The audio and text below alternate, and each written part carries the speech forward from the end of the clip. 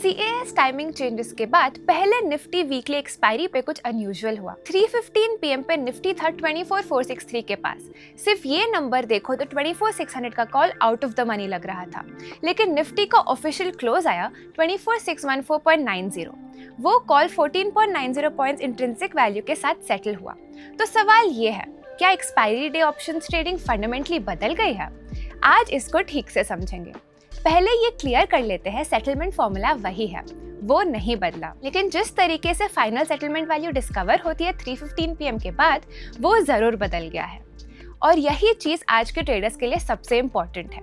तो समझते हैं स्टेप बाय स्टेप। 3:15 PM पे स्टॉक्स का कंटिन्यूअस कैश ट्रेडिंग बंद हो जाता है, उन स्टॉक्स के लिए जो क्लोजिंग ऑक्शन सेशन यानी CAS के अंडर आते हैं।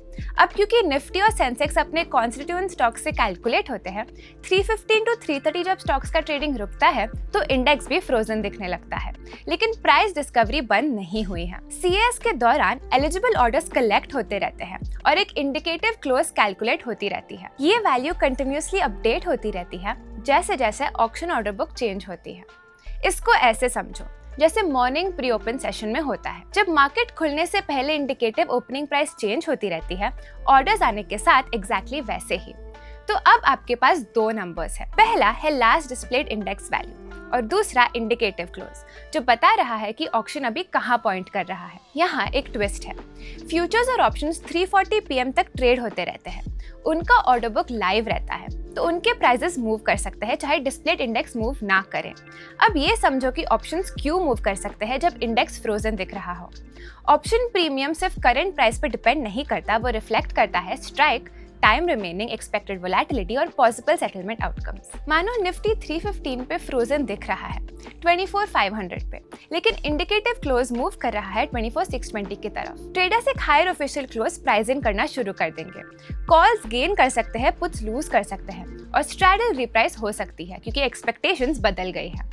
नॉन एक्सपायरी डे पे ऑप्शन CAS मूवमेंट को पहले से प्राइस इन कर लेते हैं। अगर रिजल्ट ब्रॉडली एक्सपेक्टेड था, उन्हें फिर से जंप नहीं करना पड़ता। वो सरप्राइज पर रिएक्ट कर सकते हैं, लेकिन उन्हें उस दिन के स्पॉट क्लोज के साथ कन्वर्ज नहीं करना होता।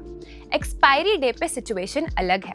एक्सपायरी डे पे official closing value directly determine करती है एक्सपायरिंग इंडेक्स ऑप्शंस का कैश सेटलमेंट। कॉल सेटल होती है जितने से इंडेक्स स्ट्राइक से ऊपर क्लोज करे, पुट सेटल होती है जितने से इंडेक्स स्ट्राइक से नीचे क्लोज करे। इसलिए एक ऑप्शन को 3:15 पे OTM दिख रहा था, वो ITM में सेटल कर सकता है और उल्टा भी हो सकता है। बहुत सारे एक्सपायरी डे सेलर्स एक चीज के लिए ट्रेड करते हैं, थीटा और वोलेटिलिटी रिस्क प्रीमियम यानी VRP। नॉर्मली जैसे एक्सपायरी के पास आती है, पॉसिबल क्लोजिंग वैल्यूज का रेंज नैरो हो जाता है, दूर के स्ट्राइक्स के ITM फिनिश होने की पॉसिबिलिटी कम हो जाती है।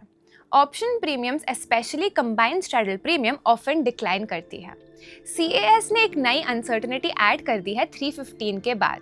डिस्प्लेड इंडेक्स स्टेशनरी दिख सकती है जबकि एक्चुअल सेटलमेंट वैल्यू अभी भी चेंज हो रही होती है। थीटा कंटिन्यू करता है, लेकिन प्रीमियम्स को अब 3:15 लेवल और ऑफिशियल क्लोज के बीच पॉसिबल गैप भी प्राइस करना पड़ता है। तो क्या हो सकता है? अगर एक्सपेक्टेड गैप स्मॉल और स्टेबल है, डीके कंटिन्यू हो सकता है। अगर गैप की डायरेक्शन या साइज चेंज हो, कॉल्स और पुट्स राइज या फॉल कर सकते हैं। अगर अनसर्टेनिटी हाई रहती है, स्ट्रैडल प्रीमियम एलिवेटेड रह सकता है या एक्सपैंड भी कर सकता है। इसीलिए पुराने लेट डे शॉर्ट स्ट्रैडल या VRP setups same post 3:15 decay pattern assume नहीं कर सकते। तो क्या एक्सपायरी ट्रेडिंग बदली है? ऑप्शन प्राइसिंग के प्रिंसिपल सेम है और सेटलमेंट फॉर्मूला भी सेम, लेकिन एक्सपायरी डे पे 3:15 PM के बाद सेटलमेंट लेवल अभी भी डिस्कवर हो रहा होता है, जबकि ऑप्शन ट्रेडेबल रहते हैं। यही सेटलमेंट गैप रिस्क क्रिएट कर सकता है। अगर आप 3:15 से 3:30 PM के बीच में ट्रेड कर रहे हो, तो स्मॉलर एक्सपोजर या defined risk hedged positions consider करो और ये अज्यूम मत करो कि जो ऑप्शन 3:15 पे OTM दिख रहा है वो वर्थलेस एक्सपायर हो जाएगा। अगर आप डिफाइंड रिस्क स्ट्रैटेजीज को समझना चाहते हो तो ये वीडियो जरूर देखो। और CAS में ट्रेडिंग का तुम्हारा क्या एक्सपीरियंस रहा है, हमें कमेंट्स में बताओ।